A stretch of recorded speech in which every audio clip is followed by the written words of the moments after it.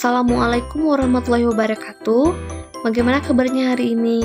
Semoga masih selalu bersemangat untuk belajar ya. Nah, kita itu masih belajar di bab 1 mengenai sistem gerak pada tubuh manusia. Nah, di pertemuan sebelumnya kita kan sudah belajar tentang tulang, tentang rangka, tentang persendian.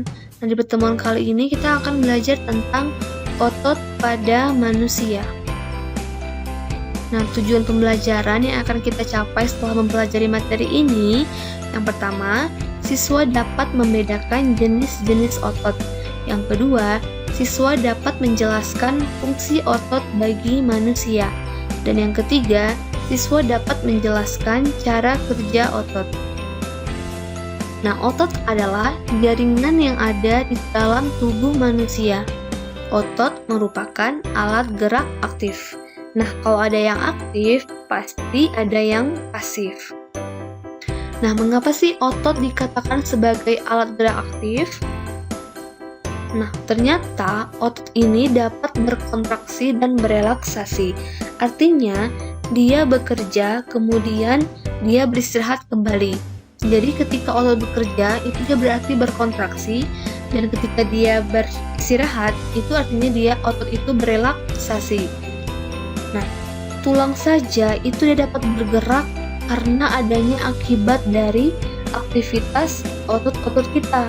Nah, itulah mengapa otot disebut dengan alat gerak aktif, sedangkan tulang alat gerak pasif. Nah, ciri-ciri otot itu ada 3. Yang pertama, kontraktibilitas. Kontraktibilitas adalah kemampuan otot untuk memendek dari ukuran semula. Kemudian yang kedua adalah ekstensibilitas. Jika tadi dia bisa memendek, kemudian untuk ekstensibilitas itu dia kemampuan otot untuk memanjang dari ukuran semula. Dan yang ketiga itu elastisitas.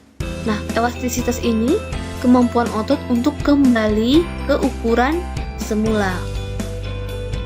Nah, kemudian ada fungsi otot. Jadi fungsi otot ini yang pertama untuk membantu mempertahankan postur tubuh kita. Nah, itu karena adanya otot. Nah, kemudian untuk mendukung tubuh agar bisa berdiri tegak. Sama halnya seperti fungsi rangka ya.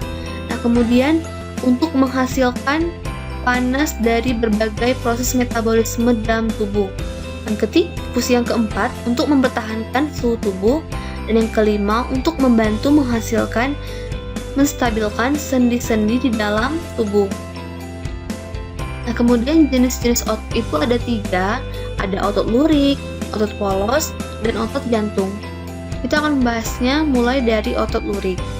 Nah, otot lurik itu otot yang paling banyak ditemukan di dalam tulang, karena otot lurik ini itu banyak digunakan untuk menggerakkan tulang.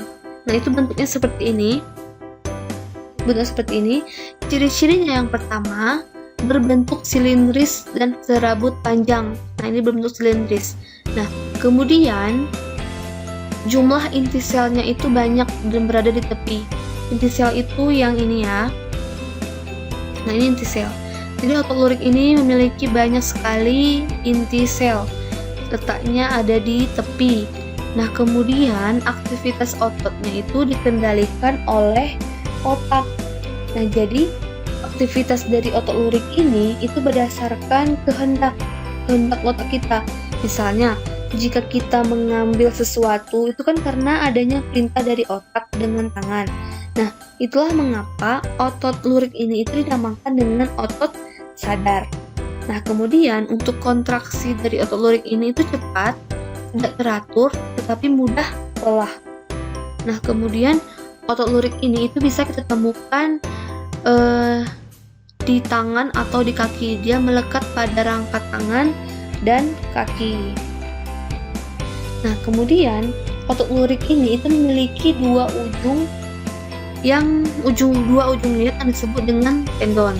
Nah, dan bagian yang membesar itu disebut dengan empal, dan tendon yang melekat pada tulang yang diam itu disebut dengan origo. Sedangkan tendon yang melekat pada tulang yang dapat bergerak itu disebut dengan intersio. Nah, selanjutnya jenis otot yang kedua itu ada otot polos. Nah, ciri-ciri otot polos ini itu berbentuk seperti gelendong. Nah, ini bentuk seperti gelendong, bagian tengah besar dan ujungnya runcing. Jadi tengahnya ini besar, ujungnya ini runcing. Nah, kemudian inti selnya itu jumlahnya 1 buah berada di tengah. Jadi kalau kita pisahkan itu kan dia hanya memiliki 1 buah inti sel saja ya. Sedangkan kalau otot lurik tadi itu banyak. Nah, kemudian aktivitas ototnya itu secara tidak sadar. Nah, kalau tadi otot lurik itu secara sadar, sedangkan kalau yang otot polos ini secara tidak sadar. Berarti artinya di luar kehendak kita, di luar kerja otak. Makanya untuk polos itu dikatakan secara tidak sadar atau otonom, karena dia tidak dikontrol oleh otak. Nah, kemudian untuk kontraksinya itu dia sangat lambat, lama, tetapi tidak mudah lelah. Nah, kita dapat menemukan otot polos ini itu di organ bagian tubuh dalam, di hati, usus, lambung, dan organ dalam lainnya. Nah, kemudian ada otot jantung, itu gambarnya seperti ini, otot jantung. Nah, otot jantung ciri-cirinya berbentuk silindris atau serabut pendek dan bercabang. Ini bercabang, memiliki cabang otot jantung. Nah, kemudian untuk inti selnya itu dia ada 1 atau 2 yang terletaknya di bagian tengah. Nah, kemudian untuk aktivitas ototnya itu dia sama seperti otot polos, di luar kehendak otak. Jadi dia juga disebut dengan otot tidak sadar. Nah, kemudian untuk kontraksinya itu otomatis, teratur, dan tidak lelah. Nah, di mana kita bisa menemukan otot jantung? Sesuai dengan namanya, otot jantung juga ditemukan di organ jantung. Nah, kemudian kita membahas tentang sifat kerja otot. Nah, sifat kerja otot ini ada 2, ada antagonis dan ada sinergis. Kita akan membahasnya dari antagonis. Antagonis itu adalah kerja 2 otot yang berlawanan. Jadi apabila satu otot berkontraksi, yang lain berelaksasi. Satu yang bekerja, satu yang beristirahat, itu untuk antagonis. Nah, antagonis ini itu dibagi lagi. Ada yang pertama, fleksi dan ekstensi. Nah, apa itu fleksi? Fleksi adalah gerakan membengkokkan. Contoh, pada saat jongkok, kaki kita kan dalam posisi menengkuk. Nah, pada saat kita menengkuk, itulah yang dinamakan dengan fleksi. Kemudian ada ekstensi, gerakan meluruskan. Itu contohnya pada saat kita berdiri, kan kaki kita lurus. Nah, itu merupakan ekstensi. Nah, seperti ini. Jadi ketika kaki kita dibengkokkan, itu merupakan fleksi. Dan ketika kaki kita diluruskan, itu dinamakan ekstensi. Atau contoh lain pada otot bicep dan tricep. Nah, jadi pada saat otot bisa berelaksasi, itu otot tricep itu mengalami kontraksi sehingga lengan bawah menjauhi lengan atas. Nah, kemudian yang kedua ada abduksi dan adduksi. Nah, abduksi itu gerakan menjauhi badan, sedangkan adduksi itu gerakan mendekati badan.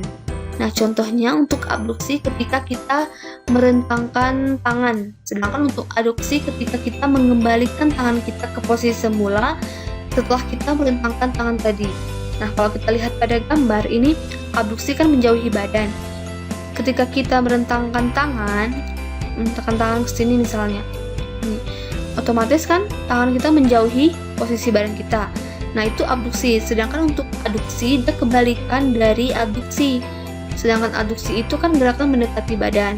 Nah, setelah kita rentangkan tadi tangan kita balikkan lagi ke posisi semula, kita luruskan.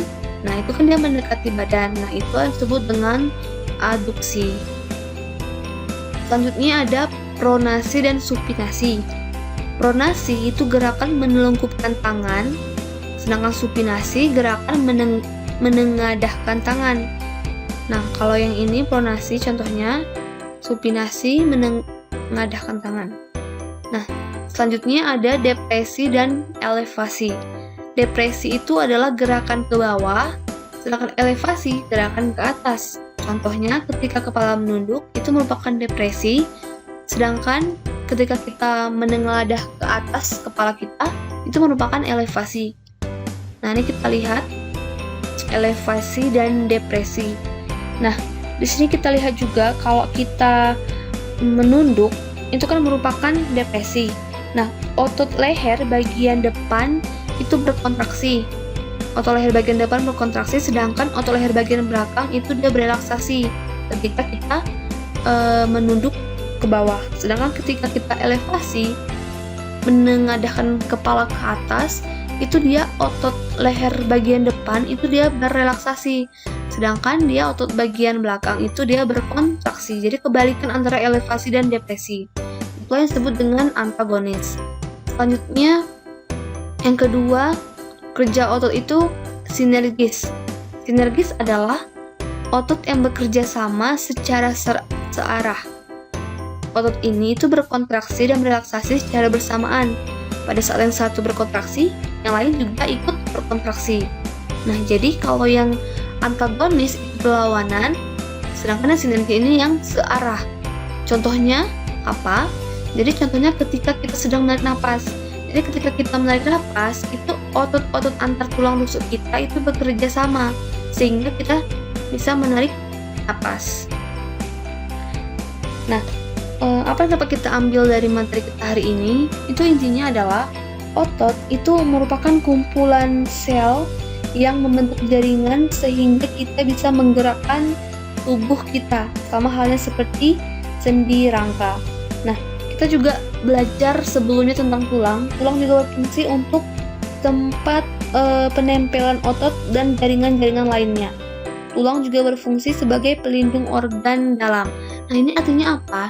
Artinya, Allah Subhanahu wa Ta'ala itu menjadikan tubuh manusia dan apa yang ada di dalam tubuh manusia itu sedemikian rupa sehingga peraturan sistem yang Allah tetapkan itu mempunyai tugasnya masing-masing terhadap apa yang masuk ke dalam tubuh. Semua yang ada dalam tubuh manusia itu merupakan makhluk-makhluk ciptaannya. Jadi kita harus senantiasa bersyukur kepada Allah atas apa yang diberikan oleh Allah selama ini kepada kita. Nah, mungkin hanya itu untuk pertemuan kita kali ini. Sampai berjumpa di pertemuan selanjutnya. Assalamualaikum warahmatullahi wabarakatuh.